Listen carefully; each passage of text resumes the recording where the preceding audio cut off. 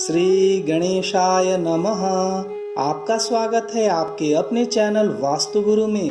आज के एपिसोड में मैं आपको बताने जा रहा हूँ कि पूजा की तैयारी कैसे करनी चाहिए एवं पूजन सामग्री को कैसे रखना चाहिए और पूजन सामग्री किस प्रकार की होनी चाहिए, इसकी सही विधि क्या है, इसके बारे में हमारे शास्त्रों में क्या कहा गया है, इसे मैं प्रमाण के सहित आपको बताने जा रहा हूँ। इससे पहले हमारे चैनल को सब्सक्राइब, लाइक और शेयर करें। बेल आइकॉन जरूर दबाइए जिससे आने वाले एपिसोड की जानकारी आपको मिलती रहे, क्योंकि हमारा चैनल धार्मिक एवं पौराणिक कथाएं, व्रत, पूजा विधि, अनुष्ठान तथा वास्तुशास्त्र की सही जानकारी आपको देता है। हम आपको वही जानकारी देते हैं जो कि प्रामाणिक हो।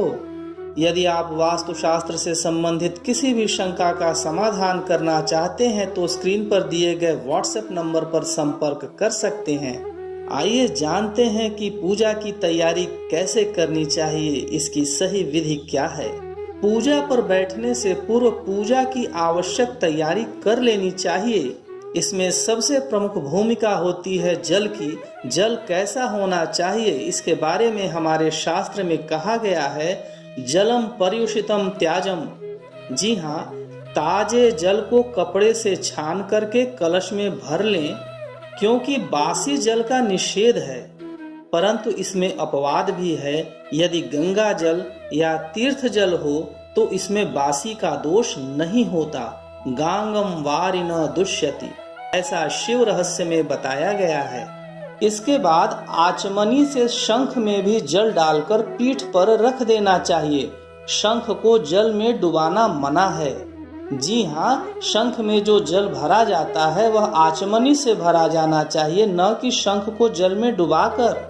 शंख के पृष्ठभाग को शुद्ध नहीं माना गया है, इसीलिए शंख को जल में डुबाना नहीं चाहिए। आचमनी से उसमें जल भरना चाहिए। उद्धरिण्या जलम ग्राह्यम जले शंखम न मज्जयेत, शंखस्य पृष्ठ संलग्नम जलम पाप करम ध्रुवम। इसी तरह से शंख को पृथ्वी पर रखना भी मना है।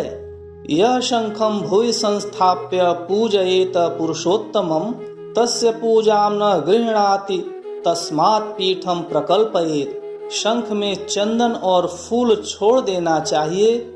उद कुंभ यानी कि कलश के जल को भी सुवासित करने के लिए कपूर और केसर के साथ चंदन घिस कर मिला दें या पवित्र इत्र इसमें डाल दें।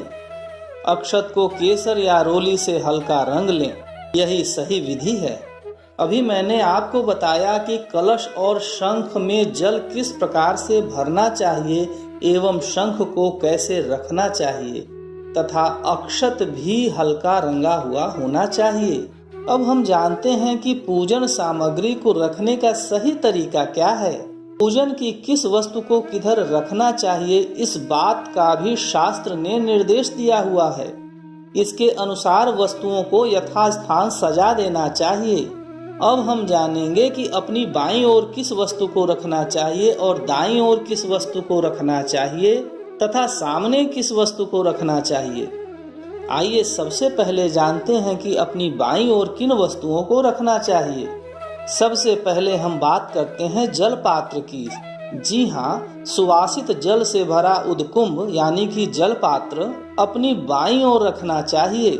सुवासित जलैः पूर्णम सव्ये कुंभम प्रपूजयेत। घंटा, जी हाँ, घंटा भी अपनी बाईं ओर रखना चाहिए। घंटाम वाम दिशि स्थिताम। इसके बाद धूपदानी, जी हाँ, धूपदानी भी हमें बाईं ओर रखना चाहिए। वामतस्तु तथा धूपमग्रे नापि न दक्षिणे। और चौथा, तेल का दीपक भी बाईं ओर रखना चाहिए। घृत दीपो दक्षिणतस्तैल दीपस्तु वामतः। जी हाँ, इन चार वस्तुओं को अपनी बाईं ओर रखना चाहिए।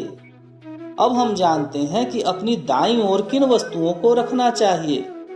इन दो वस्तुओं को अपनी दाईं ओर रखना चाहिए। पहला है घृत का दीपक यानी कि घी का दिया, और दूसरा है सुवासित जल से भरा शंख।